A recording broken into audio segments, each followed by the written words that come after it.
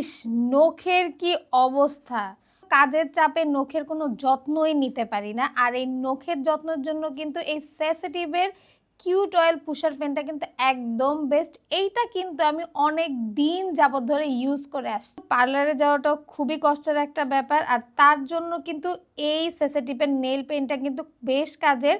কারণ এইটা কিন্তু ইউজ করা খুবই ইজি। জাস্ট কাজ শেষে নখের জাস্ট চারপাশের সাইড যে ডেড স্কিনগুলো আছে এগুলো এইভাবে জাস্ট ক্লিন করলেই কিন্তু সুন্দরভাবে উঠে আসে। আর তারপর কিন্তু এটা সাইডে জাস্ট এইভাবে পুশ করে একটা অয়েলিং পলিশ করলেই কিন্তু একদম ম্যানিকিউর পেডিকিউরের মতো একটা লুক দিয়ে দেয়। আর এটার বেস্ট টাইমিং হচ্ছে রাত্রে ইউজ করা। একদম সুন্দরভাবে জাস্ট নখের চারপাশের ডেড স্কিনগুলো তুলে এই যে অয়েলটা, ময়শ্চারাইজার অয়েলটা এখানে লাগিয়ে রাত্রে সুন্দরভাবে ঘুমিয়ে গেলে কিন্তু নখের চারপাশটা একদম সুন্দরভাবে ময়শ্চারাইজ হয়ে গিয়ে কিন্তু নখটা একদম ম্যানিকিউর পেডিকিউরের মতো লুক দেয়।